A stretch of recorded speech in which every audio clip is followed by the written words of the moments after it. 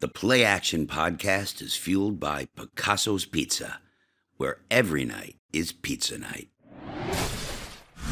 Welcome to a special edition, a playoff edition, a Q&A edition of the PlayAction podcast. Lance Lysowski, as always, is here, along with Katherine Fitzgerald, who is always here. I will be your fill-in host for the moment as we go through a Q&A portion of the PlayAction podcast. I'm Perryn Keys, Executive Sports Editor of the Buffalo News. And we're here, of course, to discuss Buffalo Bills at Denver Broncos, 4:30 p.m. Saturday in the divisional round of the AFC playoffs.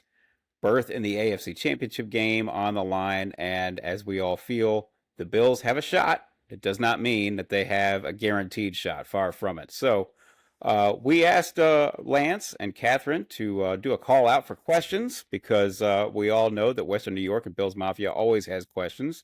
If it's a day that ends in Y, or if it's an hour that has 60 minutes in it, or for that matter, any other version of minutes in it, they're going to have questions about the Bills, and that could be no more relevant than, of course, as we are here in postseason time. So we'll get right to it.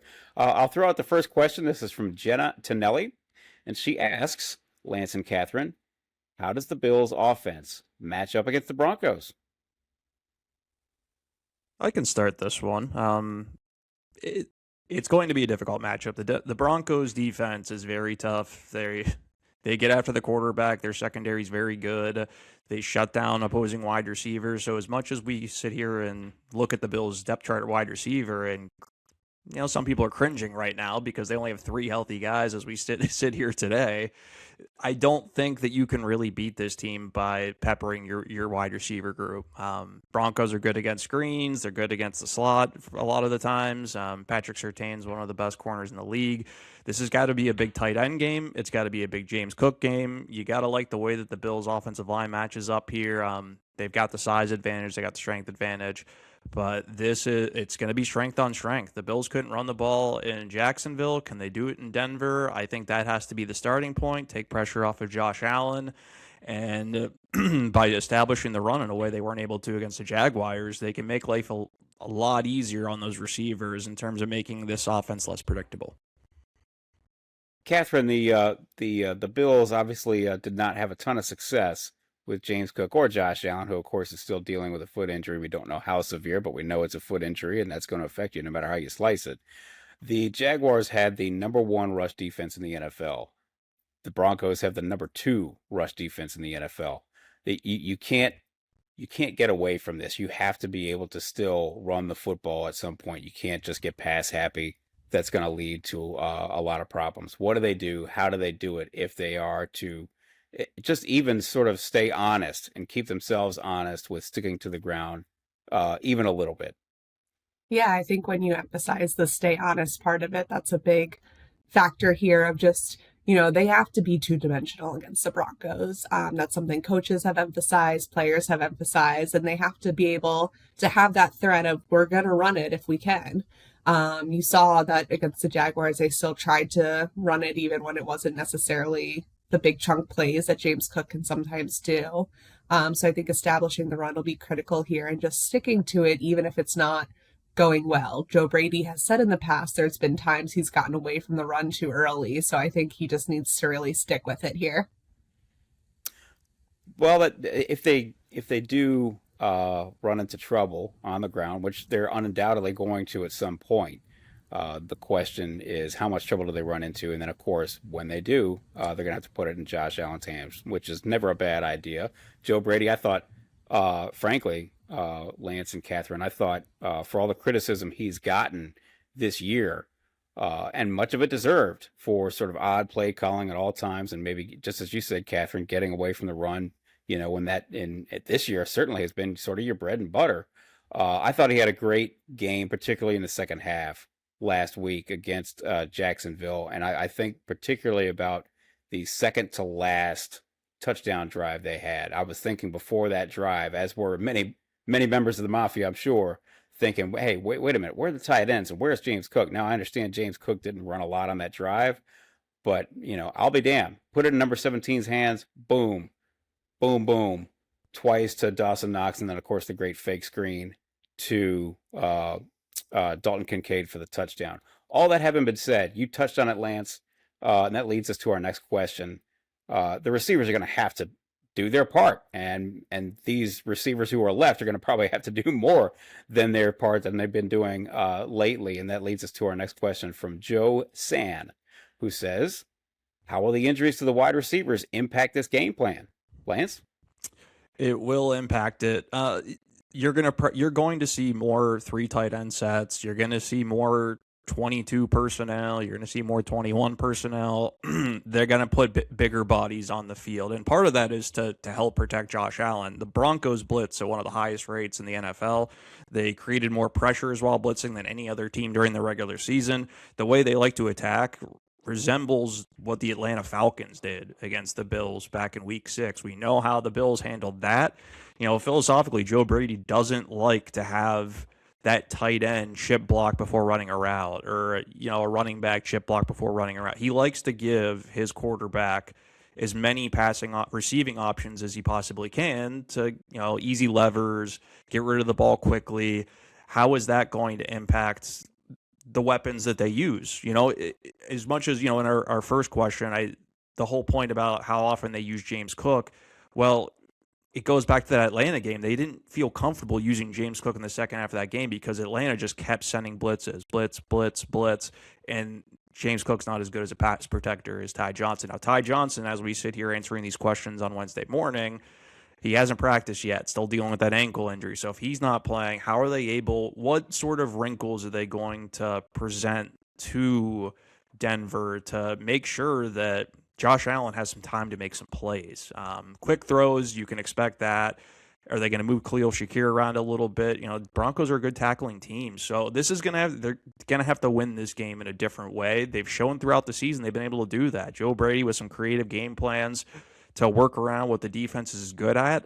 And, Brandon Cooks, Khalil Shakir, Keon Coleman, those 3 have to be the focal point once you have to throw it to the receivers. Because, Denver, if I'm Sean Payton and I'm Vance Joseph, their defensive coordinator, I'm taking away the middle of the field and I'm forcing you to throw the ball to the perimeter to those receivers, and trust, if you're the Broncos, trust your corners to try to shut down, because that group, the Bills really like those 3 receivers, but there's not one guy in that group who's going to really scare you if you scheme properly, and you probably put some help over the top to prevent Brandon Cooks from making some of those big downfield catches. Katherine, of course, Lance, you've written about Keon Coleman and his need to step up this week at BuffaloNews.com. But Katherine, if you would, not only expand on that, but just sort of reset for everybody who may just sort of kind of be, sort of tuning in and out about what's happened in the past, well, I don't know, 4, 5, 6 days with the receiver group, what's happened to Tyrell Shavers, and who's left. Yeah, who is left? It's a great question. The Bills lost 2 players to ACL injuries in Sunday's game against the Jaguars, Joshua Palmer went to IR as well. So they're down to Khalil Shakir, Brandon Cooks, and Keon Coleman. Of course, Cooks joined the team in November. So he's still kind of not still acclimating, but he hasn't been around super long. Keon Coleman has dealt with some disciplinary issues this season. He's bounced back from those, but still hasn't had the production that maybe this team has wanted him to have. Talked to him earlier this week, and he was saying how he doesn't feel he has anything to prove to anyone other than himself. So that's kind of his mindset going into the game. But yeah, and Khalil Shakir, as we know, 12 targets, 12 receptions against Jacksonville. He's been consistent for Josh Allen, but it is a very thin group. All eyes are on Curtis Samuel, though, who did return to practice this week and was a full participant coming back from an elbow injury. So we'll see what happens there. It was too early to tell when Sean McDermott talked about Samuel earlier this week. This will lead to actually the next question, which is, and you sort of answered it just a little bit, Katherine, but we can expand on it a little bit more. This is from @LazyTown716, who asks, who will play receiver with Gabe Davis out? Curtis Samuel, Mecole Hardman, somebody else we haven't thought of? Lance? There's not really a whole lot left on the free agent wire, but well, exactly. Go ahead. If Curtis Samuel's not ready for this game, I don't know how much the Bills would trust McCole Hardman. Very specialized role. They don't need him in the return game. To me, like I do really wonder if they call on somebody like Steven Gosnell, who, an undrafted free agent who had a great training camp, great preseason, somebody who can fill in with some reps. But another layer to this whole receiver conversation is they need guys who can block on the perimeter to run the ball. Yes. And I mean, Tyrell Shavers was a very good blocker. Gabe Davis, very good blocker. So Keon Coleman, that is the one area that, we could sit here and talk about his impact. Keon. Yeah. Yeah, but it has to, there needs to be consistency within it. He is more than capable of not only contributing downfield as a receiver and as a blocker, but where is the consistency going to be there as like it has been for Tyrell Shavers? I mean, I don't know if you went back and watched the film throughout the season, I don't think you could find a bad blocking rep from Tyrell Shavers. That is how consistent he was, and just the intensity that he brought in on those plays. So, and that is going to lead into their decision when it comes to who they're going to bring up as that fourth option. They could have 4 tight ends activated for this game and have Kaliki Latu as somebody they can use as a chess piece, and Dalton Kincaid lines up in the slot so that he can ostensibly be an extension of your receiving group. So it is an interesting thought going into this one. I think they're going to have to think outside the box in terms of how they deploy their personnel, who they have on the game day roster. And, even if Curtis Samuel's active, I am a little skeptical how much we see him just based on what it's going to take to win this game. This has sort of been a through line for the Buffalo Bills from start to finish this year, that the number of injuries they've had to deal with. And it's been a through line, certainly on the offense, and it's a through line as we continue here on to the defense, which leads, of course, to the next question. This is from Mark Metz, and I'll throw it to you, Katherine, first, because I know you're working on a piece that's going to sort of answer this question, probably, in all likelihood. Question is, do the Bills have an answer with Jordan Poyer out, and do they need more help from their pass rush? Yeah, right now it's trending that Jordan Hancock will be filling in for Jordan Poyer. I think it's been really interesting working on a story about him, just hearing how hard Bobby Babich is on him. We mentioned this in yesterday's pod, but Bobby Babich, Sean McDermott, they're hard on their rookies. And that's to try to get the best out of them very quickly. So I think just kind of seeing what he's able to do, if the Broncos are to pick on him a little bit, how he responds will be critical. Damar Hamlin is coming along from injured reserve. He was a full participant earlier this week in practice, but obviously has missed a lot of time. So, still remains to be seen there. But like you mentioned, they're definitely going to need rushing coverage to work together. That's something this team emphasizes all the time. But I think it'll be so critical this week when, they are banged up across the field.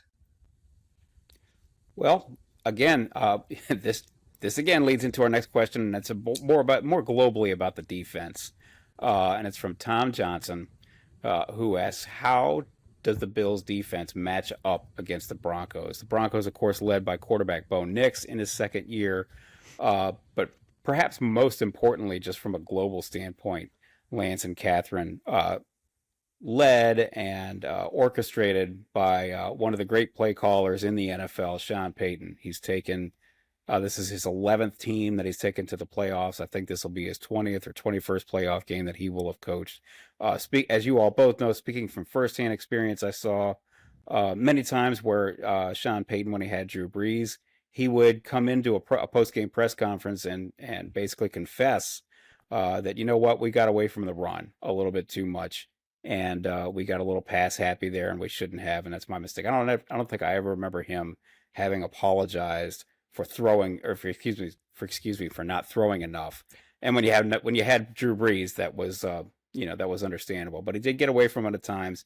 All that having been said, I'm quite certain he saw what the Jaguars did against the Bills' run defense, which of course has been their sort of Achilles heel all season on that side of the ball. And they did, slice it however you want to slice it. At least I don't want to put words in your mouth, in either of your mouths, but I would suspect that you guys would agree that the Jaguars got away from the run a little bit, maybe too much, when they were having certainly a ton of success with the run in the second quarter. And I doubt very seriously that Sean Payton is going to overlook that. He will keep that in mind as they go for their plan of attack. All that having been said, this stat surprised me. No one attempted more passes in the NFL this year than Bo Nix, which really did surprise me. So anyhow, Lance, that's a lot to chew through that I just gave you, but go ahead and take that wherever you want to take it. No, and I think a big piece of their passing game is using their rookie running back, R.J. Harvey. The Bills are very good at shutting down running backs in the receiving game. So that is probably going to be an option that Bo Nix will stay away from. Now he likes to throw the ball downfield, and they're going to test Jordan Hancock. They're going to go after him. They're going to try to go after those linebackers in a way that the Jaguars probably should have last week, but kind of failed to do so. They're going to run to the edges of this defense. Like you mentioned that Jaguars second quarter, Perryn, and the Jacksonville had very little success running between the tackles, but when they ran to the edges, pre-snap motion to kind of test the Bills' eye discipline, they had some explosive plays. I don't know why they got away from it. Bashal Tutin, their rookie running back, was 43 yards on 3 consecutive carries. They just stopped using it, and it was one of the more bizarre aspects of that game. So this is a very difficult matchup for the Bills' defense. The good offensive line. Bo Nix is an athletic guy who can get out of the pocket, can extend the play. The key to making him look like a young quarterback is to pressure him. And Bills don't like to blitz. Among all the wild card teams, they blitz less than anybody else last week. They want their front four to get home and force Bo Nix to make some bad decisions. Now, there's a lot that goes into it. They disguise their coverages. They changed the picture as soon as the ball is snapped. That gave Trevor Lawrence so many fits in that game last Sunday. So you're going to see some of that, but they need Joey Bosa, Greg Rousseau, and everybody else up front to get home in this game because Bo Nix, 6 interceptions when he's been pressured this season. He just has been pressured less than basically any other starting quarterback in the league because he's got a good offensive line. He's got a play caller who knows how to scheme up to make life easier on a young quarterback. And yeah, and a lot of this, I mean, we talk about playing on the road. That's another aspect of this where that is going to be – it's not going to be filled with Bills Mafia. That's going to be a loud crowd that's going to make life difficult on this defense and this offense. And, yeah, at high we'll altitude see. I mean, too. High altitude. You're going to have to force a turnover. The Bills' recipe is going to be the same. I mean, you're going to have to try to get some turnovers because they know that, I mean, the Broncos with that receiving core, they're going to get some explosive plays too. Katheryn, we've discussed this. Jay Skursky and I discussed this on the Further Review podcast on Monday. The Bills have 8 defenders on IR. Now, some of those, I'm not going to go all the way up and down the list. But you see some of those, Landon Jackson, okay, he was only going to be a bit player this year, didn't contribute much. And Dorian Strong, who we haven't seen in a long time, I understand that. But they've got a lot of guys who are still beat up. Can you just sort of give us a reset as we talk here on Wednesday morning, where some players like Terrell Bernard and some of the others stand in terms of whether they are going to be able to make it in and out of the lineup? Yeah, I think there's still a lot to see this week, but Terrell Bernard, with his elbow injury, did not practice earlier this week. Maxwell Harrison has yet to practice this week with his ankle injury. We saw a few other guys pop up on the injury report. Matt Milano, AJ Epinesa, Greg Rousseau were all limited in the first injury report of the week. It was a walkthrough, so projected, but these guys are banged up. There's, like you mentioned, 8 guys on IR as well that they, I think the main thing to watch is Ed Oliver. He has had his 21-day window opened, was practicing this week in a limited capacity. Again, was a walkthrough, so hard to tell. Too early to say what will happen there, but I think that's kind of, something to watch for sure. We're not doctors, but we're going to play one on the podcast here. I'll throw it to both of you, Lance and Katheryn. If you were going to put a percentage on Jordan Poyer playing and on Ed Oliver playing, what percentage would you guys give it as we sit here and talk on Wednesday morning? Poyer 0%, Oliver 10%. I mean, if Oliver didn't have the knee cleanup a couple weeks ago, I think that we would be looking at a much higher percentage. But it does really seem like a long shot that this is usually when a guy has a 21-day practice window open, they don't come back that first week. It's usually that second week. So I'm sure their goal is win this game. You get at Oliver for the AFC Championship game and the Super Bowl if everything goes well. That's just my early read in the situation. Like Catherine pointed out, walk through early in the week, but just given the 2 injuries for Oliver, I think that we're looking at pretty long odds for him to be ready for Saturday. Catherine? I'll jump up to 20% for Ed Oliver. 0% for Jordan Poyer as well. Sean McDermott indicated he won't be able to go. But with Oliver, he's been so present lately, which doesn't mean that doesn't translate to being ready to go. But I think just, he's attacked this rehab in a way that I think is very impressive. And so I'll go a full 20%. We've got one more question that I believe you got from Blue Sky, Catherine, from Gowanda Gary, who asks, and this is going back to a topic that we sort of touched on earlier in this show, but we'll ask it and have you guys weigh in with your 2 cents. The Bills had a hard time getting the ground game going against the Jaguars. The Broncos are just as stingy against the run. Will Joe Brady try to establish James Cook early again, or will he try to pivot? Now, I don't know what exactly the pivot would be. This is, I think we all agree that you're going to have to try. And that then begs the question, how successful are they? And, you've got great tight ends, great blocking tight ends. Jackson Hawes is certainly not afraid to mix it up. The other 2 guys can hold their own. Is there anything that they can do creatively, I suppose, Lance, to just sort of put a little bit finer point on that question? Do we see more jumbo package in this game with Alec Anderson on the field? Do we see them get some of those wide receiver sweeps, jet sweeps going, more pre-snap motion to try to give Denver some more issues to think about? Now, the Broncos are an interesting team to evaluate in terms of what they've done against the run, because they haven't faced a whole lot of good running teams since October. The last one they did face, the Commanders, gashed them pretty good. Now, Denver is getting healthier, so there is that caveat, and the Bills have Josh Allen, which helps you run the ball a little bit more.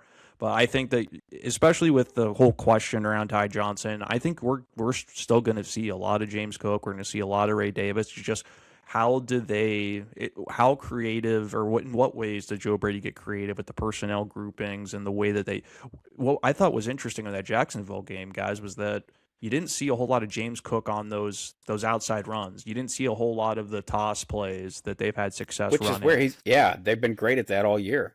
And I think part of that was Jacksonville's very good at tackling the perimeter. Now, do you force Denver to show you that they can do it? And I know part of that, you want to avoid negative plays and those tosses. If you lose 2 yards on those, and all of a sudden you're looking at 2nd and 12, 3rd and 12, and you don't want Josh Allen in those situations, especially given the way the season has gone with some of those sack numbers on 3rd down. But yeah, it is going to be a focal point given the opponent, the personnel that's available, and it's just the way they have to win this game. It just has to be. Plus, it sets up play action. There's just so much. It is the foundation of this offense. Yes, you have Josh Allen, but you have to be able to run the ball to really operate at maximum efficiency. Okay, so final bonus question, and this is coming from me. Good way to get you out of here. 4:30 p.m. Saturday in Denver. Bills go into this game as a 1.5 point underdog. Very simply, Lance and Catherine, do they get it done? I'll let Catherine start. Spicy question. I think they do. I think they find a way to win it. I think it'll be a close game for sure. The way these teams match up and everything, I think it'll be tight, but I'll put it on the Bills. Broncos by a field goal.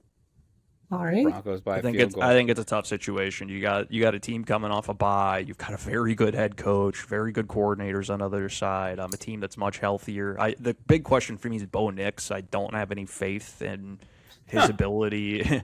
His ability in a game like this. Listen, that's fair. Yeah, because I think you saw. I'm sorry to jump in, Lance, but I think you've seen. This second season has been a bit of a roller coaster. He's been great when he's been great, and he's been bad when he's been bad. I thought he was shakier toward the start of the season, and Sean Payton took the handcuffs off him a little bit, but you just don't know when that untimely turnover is going to come. So I apologize. Yeah. Go ahead. No, you're absolutely. That's exactly where my mind is at. You've got Josh Allen. I don't think the receiving injuries is going to be a big factor in this as much as it would be against some other teams. But yeah, when you look at Denver's defense, everything they've got, I think this is going to be a very close game. But I think I'm going to give the edge to the Broncos. So remember, that was Lance Lysowski. You can bash him all day and all night on X or on Blue Sky or wherever else you choose to do your local social media bashing, because isn't that so much fun? Oh yeah, we will be no matter how whether Lance is right or whether Catherine's right, one way or the other, we will be back here. We'll always be here at BuffaloNews.com to give you the best coverage of the Buffalo Bills. We will be back here in all likelihood, no matter how you slice it, no matter what happens on Saturday, for another round of play action. And of course, Jay Skursky and I will be there on Sunday to mow through another episode of Further Review, where we dissect this playoff game, win or lose. With that, I appreciate you guys sort of allowing me to guest host here. Lance Lysowski, Katherine Fitzgerald, we appreciate it. I'm Perryn Keys. We appreciate all who follow along and listen and watch and read, of course, our great coverage at BuffaloNews.com. Treat your team to the most flavorful pizza on game day at Picasso's Pizza. 4 great Western New York locations: Williamsville, West Seneca, Lancaster, and Blaisdell. Picasso's. We are Buffalo's Pizza since 1980. Order online today at picassospizza.net.